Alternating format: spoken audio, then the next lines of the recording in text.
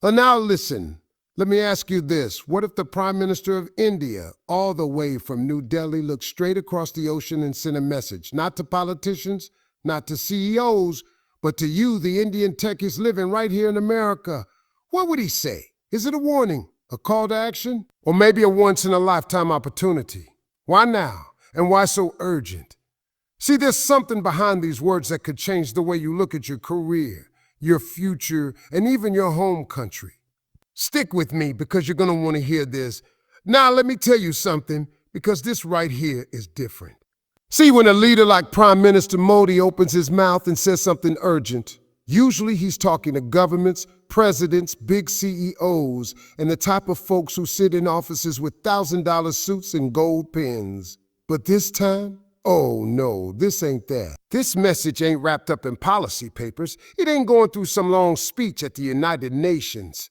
No, sir, this message is pointed, laser-focused, and aimed directly at you, the Indian techies working out here in the U.S. And if you don't stop and think about why he's doing that, you might miss the whole point. Now imagine this. You're sitting at your desk in Silicon Valley, or maybe you're coding at midnight in some startup office in New York, and suddenly the Prime Minister of your home country is basically saying, I see you. I know what you're doing. And I'm not talking to the White House. I'm not talking to Wall Street. I'm talking straight to you. Now, let me ask you, why would he bypass all those fancy, powerful rooms and come straight to the Indian brains behind the keyboards? Because he knows the truth. The future is not being decided in those big political meetings. It's being built line by line in the code that you're writing. See, Modi understands something a lot of leaders miss. Politicians talk about trade deals, tariffs, and all that fancy language. But he's looking at the heart of where the power is really shifting: technology, artificial intelligence, cybersecurity, space research, quantum computing, fintech. These are not just industries. These are battlefields for the future. And guess who's standing on the front lines of those battlefields? You, the Indian engineers, developers, analysts, and innovators scattered across American companies. You're not just employees, you're the secret weapon shaping the next chapter of global power. And here's the part most people don't realize. Modi ain't flattering you when he speaks, he's recruiting you. Oh yeah, you heard me right. He's saying, I know you're building the future of Google, the future of Microsoft, the future of Amazon, but don't forget, your roots are in India. Your family, your culture, your identity. And India needs you too. That's powerful, man, because he's not knocking on the doors of Washington, he's knocking on your door. And you got to ask yourself, why is he doing that now? The reason is simple. He knows where the real leverage is. Governments can make policies, but it's people like you who execute them. He can sign deals, but it's your skills, your inventions, and your creativity that actually make those deals worth something. You are the bridge between two worlds, the world of cutting-edge innovation in America and the world of fast-growing opportunity back home in India. And bridges. Bridges hold weight. Bridges decide who crosses, who connects, and who gets left behind. Modi's saying, don't forget the bridge you are. Well, now let's be real. This puts you in a position of power you might not have even recognized. Because when a prime minister singles you out, he's basically saying you're not invisible, you're indispensable. That's different. That means you got choices, responsibilities, and influence far beyond just collecting a paycheck. It means your late nights in front of a computer screen are not just about fixing bugs or pushing updates. They're part of a bigger story about where India is headed and how the world sees it. So here's the question you need to wrestle with. Are you just working for your company? Or are you working for a vision bigger than yourself? Modi is betting that if you see yourself as more than just an employee, if you see yourself as a nation builder even from 10,000 miles away, then you'll rise to the call. And make no mistake, it is a call, a direct one, a challenge. He's not looking at the powerful, the rich, or the famous. He's looking at you. And if that doesn't shake you a little, if that doesn't make you sit up straight in your chair, then you ain't paying attention. Because when a prime minister skips the big offices and chooses to talk to the quiet coders, the hidden engineers, the folks who rarely get the spotlight, that tells you something. It tells you the real game changers are not in the boardrooms, they're in the cubicles. Not in the speeches, but in the screens. And right now he's asking, whose future are you building? All right, now lean in. Because this part right here, this is where it gets interesting. See, the first thing Modi did was call you out directly, skipping past all the big bosses. But let me tell you why. It's because there's a hidden opportunity floating around right now, and most people are too busy chasing paychecks and promotions to notice it. And if you miss it, you might look back years from now and realize you were sitting in the middle of history, but you didn't recognize the moment. Now here's the thing. Everybody in America's tech scene is talking about AI, automation, cybersecurity, robotics, space technology. It's like the new gold rush, right? Billions of dollars pouring in, startups popping up every other day, every company trying to hire the brightest minds. And where do a whole lot of those brightest minds come from? India. Let's keep it real. Indians are running departments, building platforms, and literally holding up some of the biggest companies in the world. Y'all are everywhere. But here's the catch. You're so deep in the grind that you might not be seeing the bigger game at play. See, Modi knows that while you're sitting in California or New York, you've got one foot in the American dream, but the other foot still standing in India's future. And right now, that's leverage. That's power. That's a door swinging wide open. Because India is positioning itself to be not just a player, but a leader in the global tech race. And guess who's going to hold the keys? Not politicians, not diplomats, but people like you Indians abroad who understand both worlds. And let me tell you something about opportunity. It never shows up dressed as opportunity. Oh, no. It shows up disguised as hard work. It shows up disguised as late nights, projects, and choices you don't even realize are history making.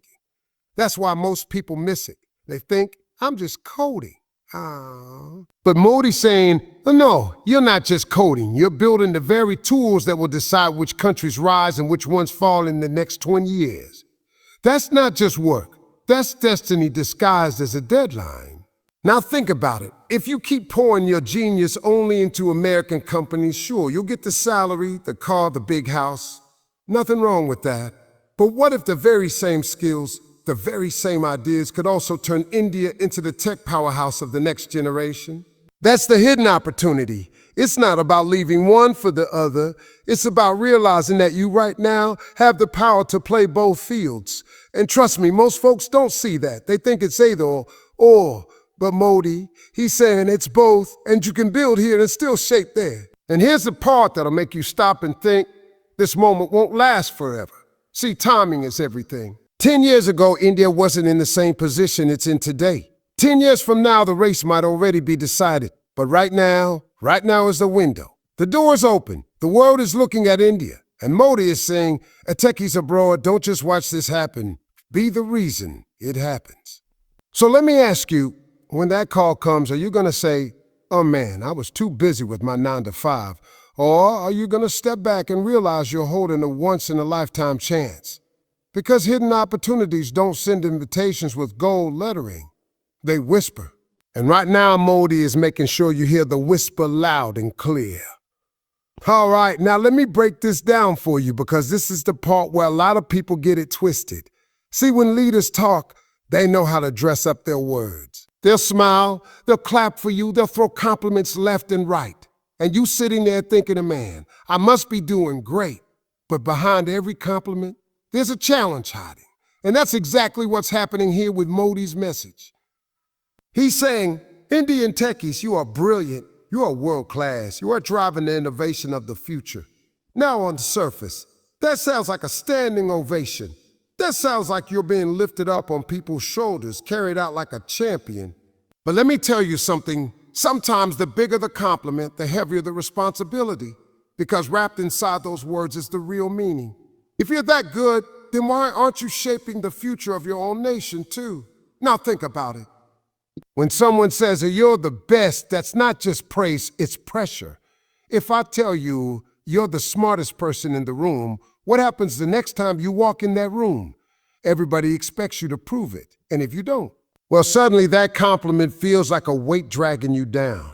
That's exactly the challenge Modi is slipping in here. He's basically saying, don't just sit there collecting American paychecks while India is rising. Don't just accept applause for being talented. Use that talent to compete, to innovate, to push the boundaries before someone else does. And here's where the tension comes in. The global tech race right now, it ain't friendly. Countries are scrambling for AI dominance, for cybersecurity control, for data power. This is bigger than just apps and websites. This is about who controls the future. And when Modi says Indian minds are the best, it sounds sweet, but it's also a dare. It's like him looking you in the eye and saying, don't let me down. Don't waste what you've been given. Don't let somebody else out-hustle you, out-innovate you, outshine you. Now picture this. On one side, America is pouring billions into its tech future. China's not just in the game, they're sprinting. Europe is stacking regulations and strategies. And in the middle of all that, India is saying, we got the brains, we got the ambition, but do we have the commitment? That's where you come in. The compliment makes you feel proud, but the challenge makes you stop and ask, am I doing enough with what I've been given? Sometimes we get comfortable. That steady paycheck, that comfortable job title, that nice apartment in the U.S., it feels good. But comfort is the enemy of growth. Modi knows that. That's why he's shaking you up with words that sound nice but sting if you sit with them long enough. Because he's not just clapping for you, he's calling you out. So the next time you hear that praise, Indian techies are the best in the world, don't just smile. Ask yourself, well, what am I going to do with that title? Am I just going to wear it like a medal, or am I going to treat it like a mission? Because here's the truth. The compliment ain't the prize, it's the invitation to rise higher. And if you miss that, then what sounded like applause today could echo tomorrow's regret. All right now, buckle up, because this right here cuts deep. See, when you strip away all the politics, all the speeches, all the fancy titles, it comes down to one hard question. And Modi put that question on the table without even saying it out loud. Are you building America's dream, or are you building India's future? Now let that sink in for a second. Every morning you wake up in the U.S. You log into your system, you join that Zoom call, you open that code editor, and every line of work you do, every ounce of creativity you give, every late night you spend, it's all going into building somebody's dream. And right now, for a lot of you, that dream belongs to America. You're helping Silicon Valley grow, you're boosting Wall Street profits, you're pushing U.S. companies to the top of the world. And hey, ain't nothing wrong with that. You're doing what you came here to do, you're successful, you're winning. But here's the twist. You also carry something those companies can't buy. Your roots. They're tied back to India. Your parents, your grandparents, your culture, your traditions, they all poured something into you before you ever wrote your first line of code. And now your home country is rising, looking around the global stage and saying, where are my people? Where are my builders? And Modi's message is simple. Don't forget who you're building for. See, this ain't about guilt. Nobody's saying quit your job tomorrow, pack your bags, and fly back to Delhi. Nah, it's bigger than that. It's about recognizing that while you're out here helping America build rockets, apps, and algorithms, you also hold the power to help India step into its own golden era. And the question is, where's your loyalty gonna lean when the stakes get high? And let me tell you, this is where it gets uncomfortable. Because some of y'all never thought about it. You've been in the U.S. so long, you think your story only plays out here. But life's got a funny way of circling back. Sooner or later, you'll have to face that choice. Am I just helping someone else's empire grow, or am I putting some of that same brilliance into my own people's future? And don't get me wrong, it ain't an easy choice. America's got the money, the resources, the infrastructure. India's still catching up, still fighting battles of its own. But that's the point. If everybody says, I'll wait until India's ready, then India may never get there. Sometimes the future doesn't come prepackaged. It has to be built by people brave enough to say, I'll invest in my roots even when the ground ain't perfect yet. Now let me ask you something. When history books are written 30, 40 years from now, and they tell the story of how India rose to become a global tech superpower, what side of the page is your name going to be on? The side that says you helped build it, or the side that says you were too busy helping somebody else build this? That's the heart of Modi's question. Because at the end of the day, jobs, money, and success fade. But legacy is forever. And right now, you're standing with one foot in each world. The comfort of America's dream and the calling of India's future. The only question is, which one are you building with your own two hands? All right, let's bring this home, because this is the part where everything comes together.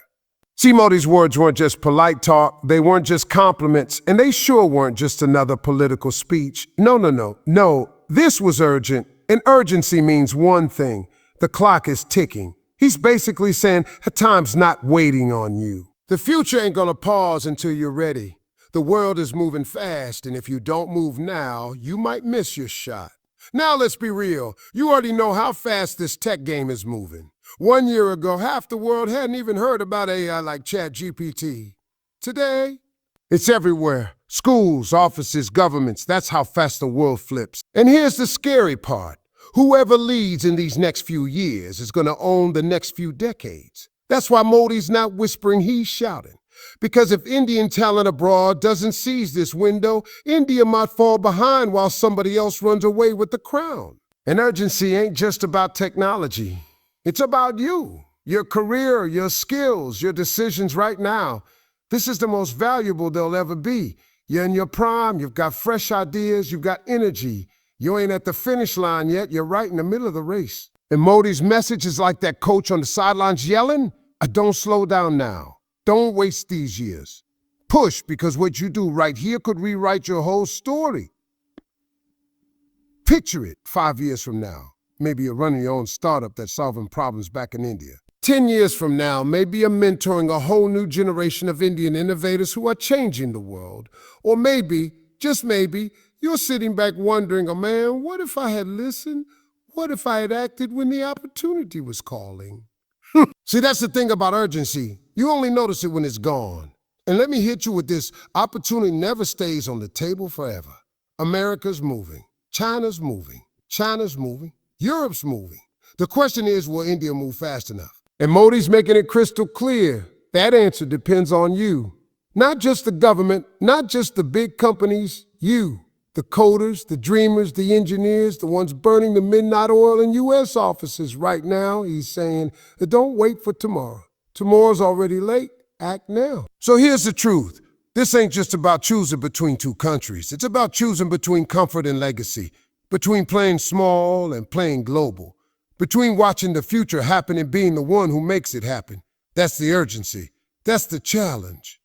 And that's the story you'll have to live with. So I'll leave you with this question the same way Steve Harvey would drop it on stage. When the story of this era gets told, will your name be listed under the people who just watched history or the ones who made history? The urgency is real.